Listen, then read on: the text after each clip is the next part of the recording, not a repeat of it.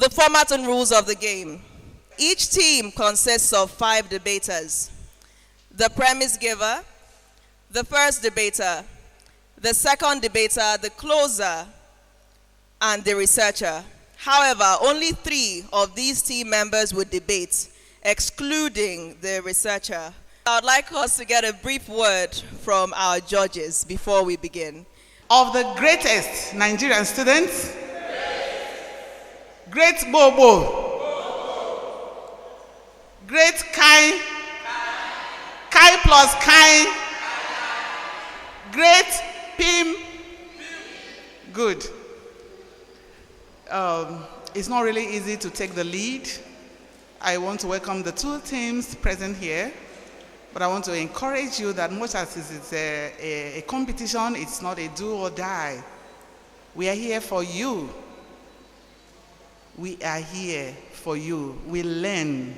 Learning is a process, and as long as you live, you are learning. That we are judges, we are going to learn from you, and we are going to learn from us. Do you understand? So aside what the moderator has already marshaled out for you as the criteria, we are also going to look at your expression. I hope you know about that. So be cognizant of that, because we are expressing in a language that is the medium of instruction in the country, and we are going to maintain some standard in it. Thank you. Thank you so much for that address. Thank you so much. So we're moving on to the point, the reason that we are all here today. The panel and everyone here present. Imagine waking up in a world where your talent, your hard work, your dedication, your qualification are overshadowed by something you do not have a control of, gender. Something you do not have a control of, your gender. Now, before 1948, this wasn't just an imagination, because men and women lived in a society where they did not have control of certain things such as equality and fairness because of their gender. But luckily for us, in 1948, it marked a turning point in the life of everyone, where there was the Universal Declaration of Human Rights that pointed out clearly that all human beings are born free and equal in dignity and rights. But should I shock you that after 10 years and more than 10 years of this decree being made, we are still grappling with basic systemic disparities in the areas of equal representation, in the areas of pay, and plenty more you can't even imagine. In today's world, there's the thing of it's a woman, she's a man, he's a woman, and there's all of this coding. It's like a secret crowd code that we have to unveil. And this is what this debate is for today. If the tax in the workplaces are the same, why should the salaries be different? When brains were given by God, there was nothing tagged as gender. Why should, when it comes to salary, there is a gender tag when the brain is the same? Ladies and gentlemen, this motion before us is clear. Equality in workplaces should be very important. It shouldn't just be important, it should be a necessity. Hi. Because... Sorry, are you the premise giver? Yes. Okay, your time is up. It's 2 minutes. Thank you. All right, thank you so much. The premise giver from this team, Alpha, please come forward. Takes a lot of courage. Please give him a round of applause.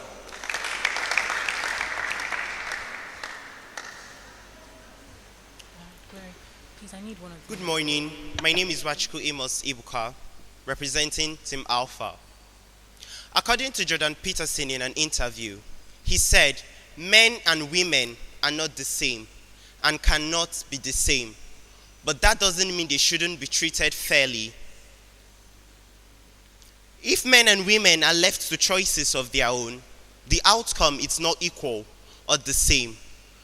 Are we to say that in the pursuit of equality, we'll subject them to choices and systems just to portray them as equals across various industries and ignore the threat it poses to national security and the world's economy at large?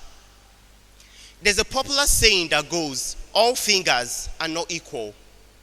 Are we to say that in the pursuit of equality, we'll cut down our fingers to same size and length just to portray equality amongst them and impair the function of the hand and also affect the body system?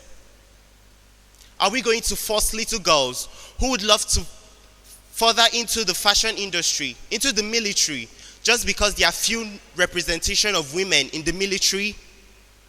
Are we going to push men who want to go into the engineering industry down to fashion and modeling just because there are few number of men in modeling industry? Gender equality in the workplace is being abused. Men and women cannot be paid or represented the same in every industry. Thank you. Equal pay for equal work. It sounds so reasonable, right? But yet it's amazing to realize that even in the 21st century, in 2024, we are still talking about this issue.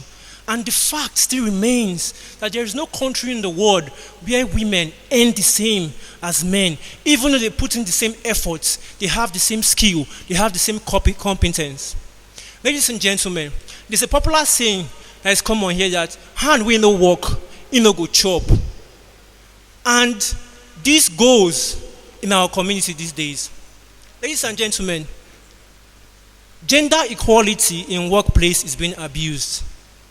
Men and women must be paid equally. And I'm not saying that because I'm just passionate. I'm saying that because, number one, it is ethical and it is legal. It is not just a moral imperative, it is a legal requirement. In the 1963 equal pay of US states that men and women ought to receive the same amount, equal amount for equal pay.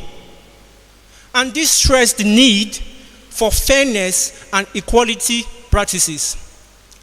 You can say that, oh, that's fine in the US. But right in our own constitution here in Nigeria, in section 73A, it says that, it emphasizes that the right to equal pay for equal work is mandatory.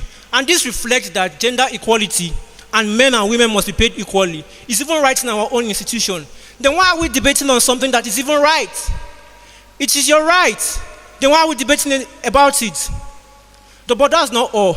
Another reason why gender equality is a must and men and women must be paid equally is because gender equality in the workplace enhances innovation and creativity. Ladies and gentlemen, a lot of research has proved that teams that are diverse and teams that put women in leadership roles tend to function better and tend to have perform betterly financially. Ladies and gentlemen, McKinsey in 2015 performed a study and discovered that there's a direct link between diverse team and productivity in business. And companies that approach diverse teams, that means team having both genders, putting in the same work, have the tendency to have a return of 15% financially. Secondly, the National Institute of Women Information and Technology discovered that companies that have women in tech roles produces products that are better and safer. Then why are we allowing this gender pay gap? Imagine a woman that rises up, she puts in the skill, she puts in the sacrifice to build herself up to a tech level, only to get there and not to be rewarded because of gender. Ladies and gentlemen, lastly, gender equality in the workplace reduces gender-based discrimination. Gender equality is crucial for dismantling systematic biases in workplaces as it creates an environment for merit-based and for all-inclusive environment. Therefore, gender equality in the workplace is not only influential to societal change, but it helps the public to also shape their idea that there can be equality when being paid. In summary, equal pay for equal work is essential for legal compliance, ethical business practices, enhanced creativity and innovation, reducing gender-based discrimination, and promoting human development and empowerment. Thank you. Thank you so much, the winning team. Moving on to Team Alpha. Please, your first debater should come forward. You have exactly 5 minutes to make your point. Good day, everyone. My name is Eke Beatrice Chinoye. I'm from the Team Alpha. Human capital theorists account for unequal labor market returns by examining the amount of education, training, and job experience of employees. Becker, 1964. This shows the capabilities of individuals in various industries, which brings us to the topic of today. Gender equality in the workplace is being abused. Men and women can never be represented or paid the same in every industry. Firstly, let's look at what gender equality in the workplace means. It simply means equal job opportunities, equal resources, and equal reward given to employees at the workplace regardless of their gender. When the term abuse is introduced, it means that the push for gender equality in the workplace has gone too far, that there is a neglect on skills and performance and a full concentration on gender. A simple illustration is the organs in the body. We all have various organs in the body like the heart, kidney, liver, and spleen.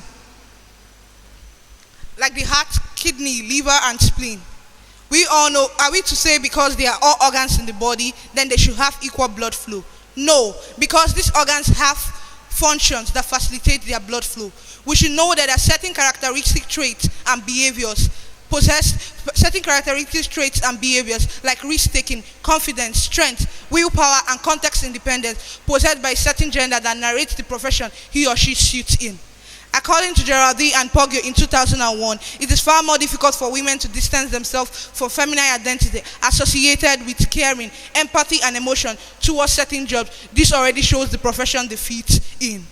Over the years and still now, women have majored in professions like teaching, cosmetology, speech pathology, nursing, and administrative department because these are where their characteristic traits are found more in, and because they have the ability to maintain the work-life balance in the sense that they balance their family responsibilities and their work. While on the other hand, men have majored in professions like engineering, software developing, military, and even politics because of their characteristic traits like strength, willpower, and context independence. And also, these jobs offer them higher income to satisfy their needs and their family needs.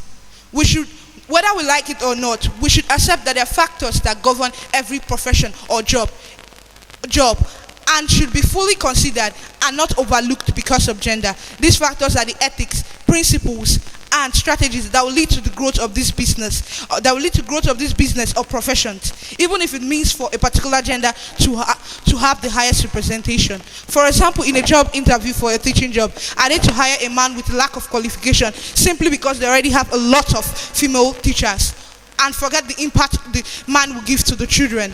Or even in the military, are they to recruit a female trainee who did not perform well in the training simply because they already have a lot of male soldiers and forget the needed strength for combat? We should therefore acknowledge and comprehend that every profession would go for the best. They wouldn't want to be at the losing end, even if it means for a particular gender to have the highest nomination.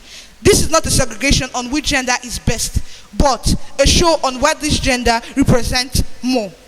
No matter what, we should accept that there are certain jobs represented more and highly dominated by a particular gender because of interest, responsibility, and capability, and we should support them where they are more productive in. We should also know that unequal performances should not and cannot give equal rewards. Thank you. Thank you, Team Alpha. I would just like to make a note here. As you all began with your premise givers, the debater that comes up now is going to be the last speaker for each of the teams representing here. So I would like to call upon the second debater who would speak for 5 minutes, and that will be the last debater today. Thank you. Please give him a round of applause.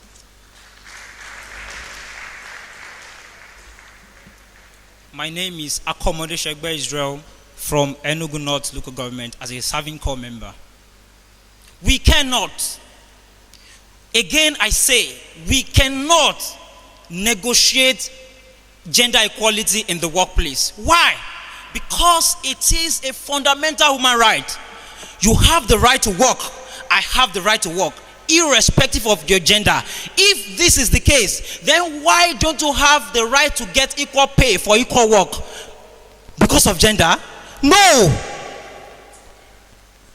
It was established by the Universal Declaration of Human Rights that equal pay is part of human rights we should enjoy. Because before 1948, there were a lot of gender biases. Even men suffered and women suffered. But now, are we still supposed to put ourselves in that same level of bondage? Desmond said that a bishop in an African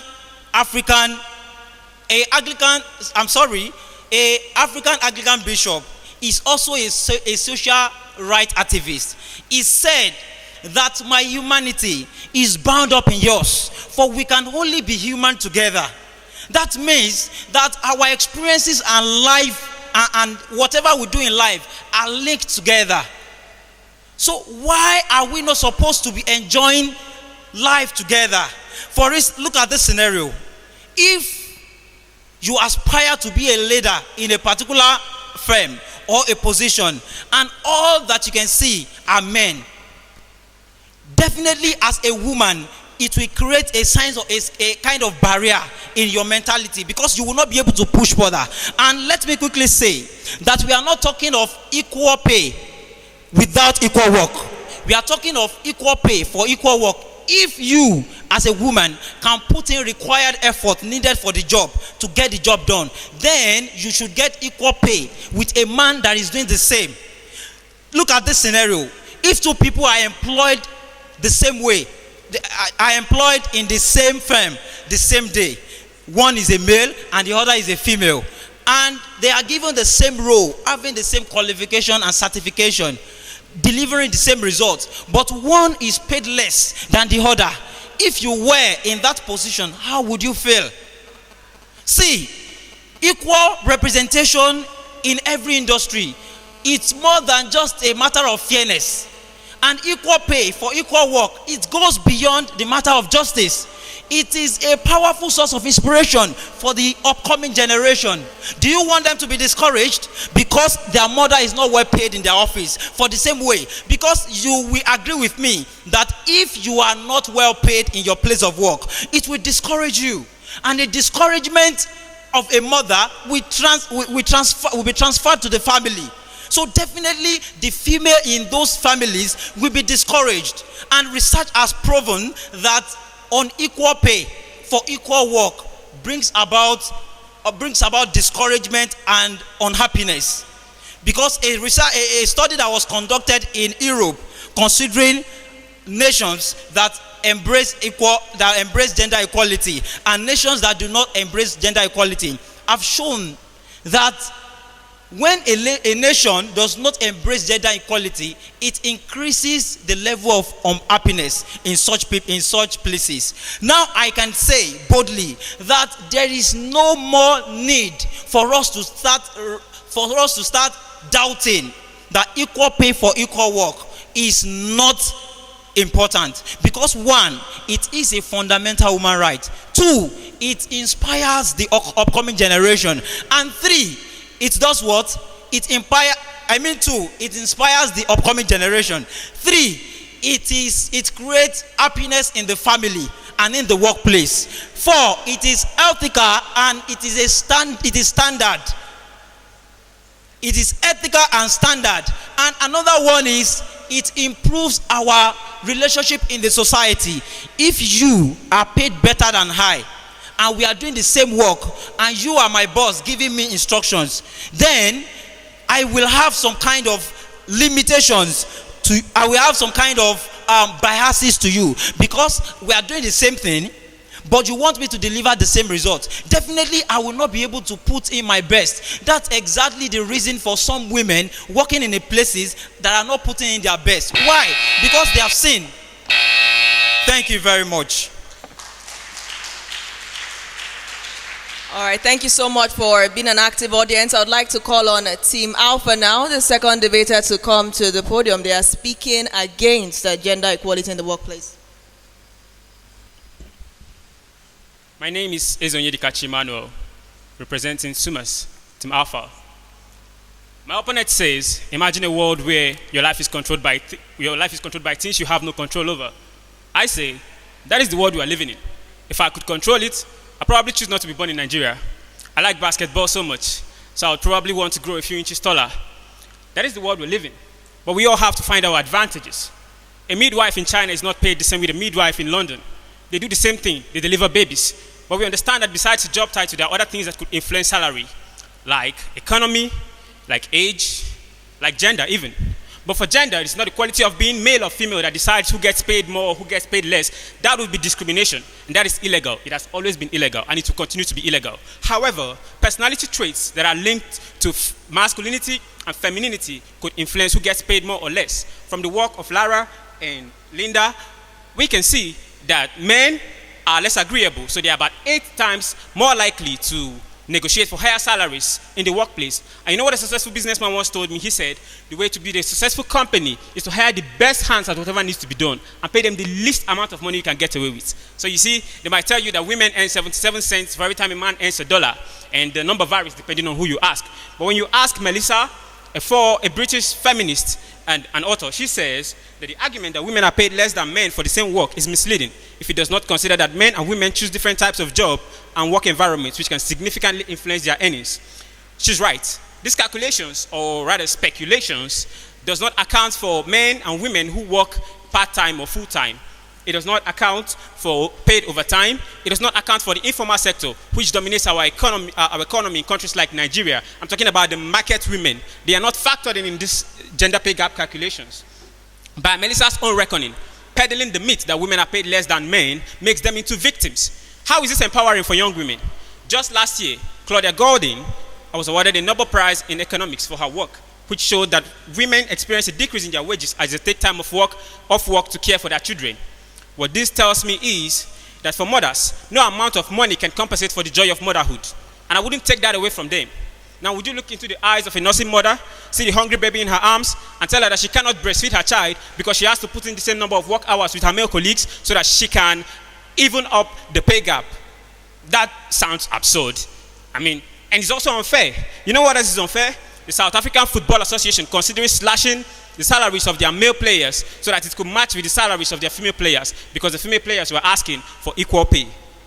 Men are faster, men are stronger, and bigger than women, both on average and at the extremes, which means that they play more competitive sports. And fans of any sports at all like to watch the sports that they love played at the highest degree of competition, which means they tend to gravitate towards the men competitions. This means more views. More views means more revenues, more sponsorship. Even people who hardly watch football can recognize Ronaldo and Messi, but how many can mention a popular female footballer? The people who call for equal pay in sports conveniently do not ask that men and women play on the same team, on the same field, on the same pitch, for the same audience. Because we probably know that at the end of that match, there will be a lot of missing bones, missing tooth, and lost careers. So, my opinion is, let's take gender politics out of sports and just learn to enjoy the game. Men and women deserve equal opportunities. But with equal opportunities comes equal responsibilities. The idea that men or women should be shielded from these responsibilities so that we can attain equal pay or equal representation in every field is not just a matter of fairness, it's a threat to national security and our economy. In 2021, the US announced a test that is neutral, that's gender neutral, which means the men and women in the military get tested based on the same criteria. Prior to this, men and women were scored differently in the military. And what they noticed is that women were failing this test tremendously. In order to save face, the US Congress began to press for the military to go back to the former testing. And this was much to the dismay of senior military officers, including US Army's first female infantry officer, Kristen Grace. She comments, "It is wholly unethical to allow the standards of the nation's premier fighting units to degrade so badly just to accommodate the lowest performing soldiers. Her worries also apply to the police, firefighters, and first responders. We cannot compromise standards just for equal representation. Those standards are there for a reason in the first place. For the sake of appearances, we clutch at anything that even looks like a solution. 54% of women failing a gender-neutral test, it's fine. Let's just let them in, because we want more women. We want to be noted among the most egalitarian societies. Lives of countrymen, women, and children in the hands of underqualified personnel. But it's okay. We want a 50-50 military. A nation as desperate as this is a danger to itself." Thank you. All right, thank you so much. Now, just for us to all catch up with what's going on here, I would state the stances of the two teams so that we're all aware of what's happening, because we're about to move to our second round, which involves the responses and the rebuttals. Now, the stance of the winning team here is that gender equality is a must. Women and men ought to be represented equally and paid the same in every industry. Is that accurate? Great. And the stance of Team Alpha here is gender equality in the workplace is being abused. Women and men can never be represented or paid the same in every industry. Now that we've all caught up, I would like us to move to our second round, the responses and rebuttals. And this is when the second to last team to present, the team before the last one just presented, would be able to basically respond to one of the things that the other team said, and then there'll also be an opportunity for a rebuttal. So we just heard from Team Alpha before this recap. So I would like to give the winning team an opportunity to respond to any of the motions that were passed by Team Alpha here. So which of you would like to come forward? Any of you can do that. All right, beautiful. Sorry?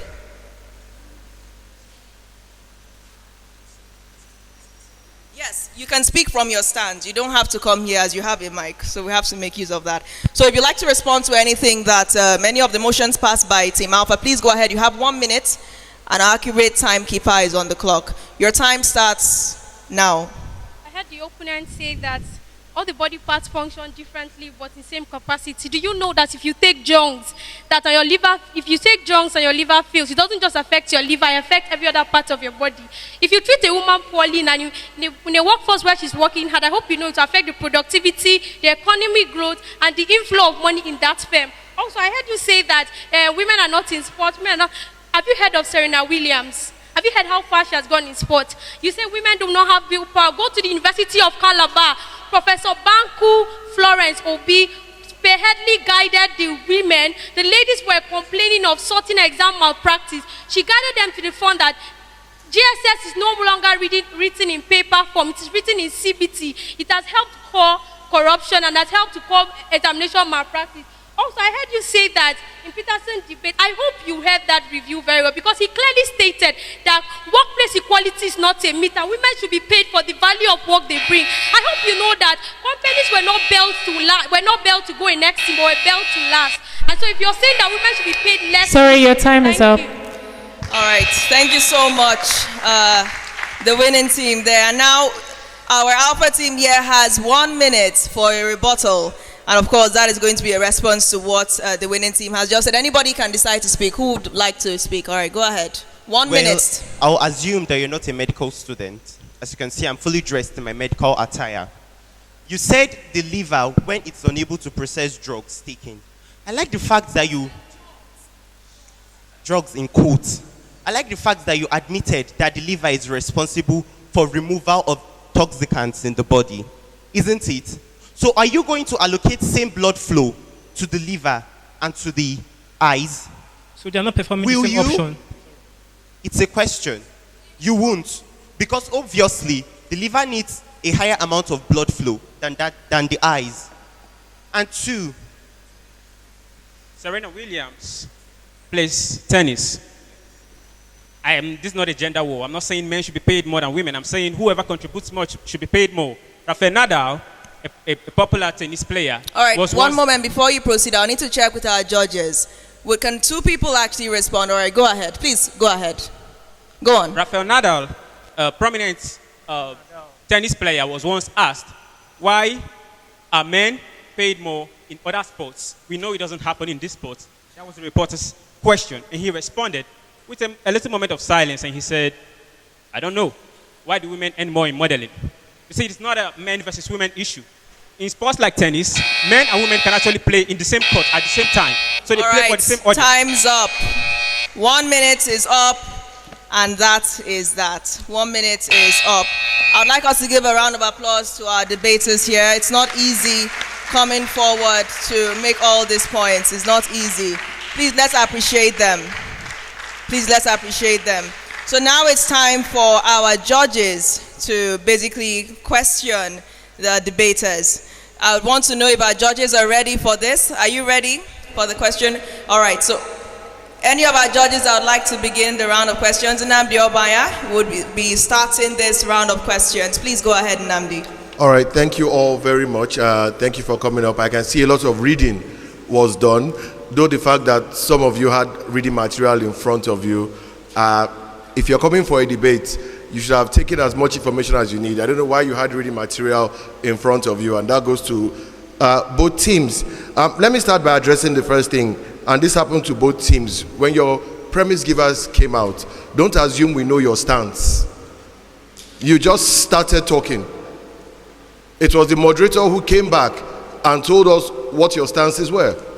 You're giving us an argument you haven't introduced and assuming that we know. Tell us what you're talking about and then go into it.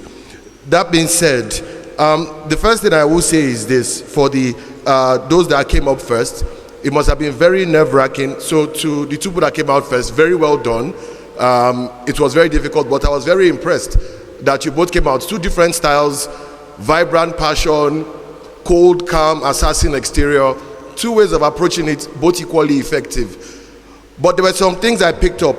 The first one is from the winning team. You said there was a survey that showed that women earn less than men. Well, they came up and they did some sort of debunking for it, but there's actually a 2004 pay scale report, and I think it was the first debater here that actually mentioned something from it. Men are not paid more than women. In fact, men and women earn the same thing when they enter. But apart from choice of jobs, on the same job, the research calculated total amount made and divided by number of people. It didn't take into account women that take time off, women who later in their careers start families. So that report was a bit misleading. And I thought, even though you started debunking it, I thought you did not take advantage of, really taking it apart. The second one is, there's a lot of ethical, legal, with no why. Why is it legal? Why is it ethical? Even a quote from the Bible or Quran would have surfaced. You can't just say things and not tell me why. This is a debate. It's not first layer information. I think somebody was trying to remember Desmond Tutu's name. You said an Archbishop Desmond. I know you're nervous, but you need to, hold everything tight and have all your facts in order. We were talking about, somebody mentioned the Swedish report, if I'm correct, European countries, and how they have laws about, and they prove that there's no gender equality. And again, I'll come back to you guys. You didn't poke holes in enough things. You did not take advantage of a lot of holes that were to be poked. And I think that was a severely missed opportunity. Again, the European talk of gender equality. In Sweden, they had that egalitarian approach to it where they said everybody is free to do any job. And naturally, women drifted towards health, care, nurturing, teaching, and men drifted towards engineering, military. So you missed so many chances to poke holes. Yes, there were good debunking moments, but it's almost as if each team was so zeroed in on their own topic that you were not listening to the other guy. So rather than debate, what happened was two different political rallies with a bit of counteracting. I'm not saying there were none. I like the mention of sports, but again, if you are going to go, give me exacts. Don't just tell me men are faster, men are stronger. Tell me that the World Cup in Russia made 6 billion and the Women's World Cup made 191 million, and that women are even overpaid. Tell me that the NBA is subsidizing the WNBA, and tell me that European football clubs subsidize women football teams, that women's football teams are not profitable. Give me exacts. Don't just tell us like that. When you mention Serena Williams, yes, in tennis they make the same. Why? Because they attract the same crowd. You didn't even mention Ronda Rousey of the UFC, who is the highest paid UFC, male or female. So while I like your approach to things, that's alpha, I think you missed too many opportunities to clean out the argument. For the winning team, a lot of appeal to emotion, but again, sometimes the arguments were all over the place. There has to be some sort of structure. At a point, I wasn't sure if we're talking about gender inequality or gender pay gap or everything as a whole. Where's the thread? So while I commend both of you, I think that these are the things you need to look at. The first one is, one, the teams need to listen to each other, and two, don't over-research to the point that, one, you forget your references, you forget your points. 2-3 salient points and one beautiful attack is all you need to put your point across. But well done to both of you. All right, thank you so much, Nnamdi.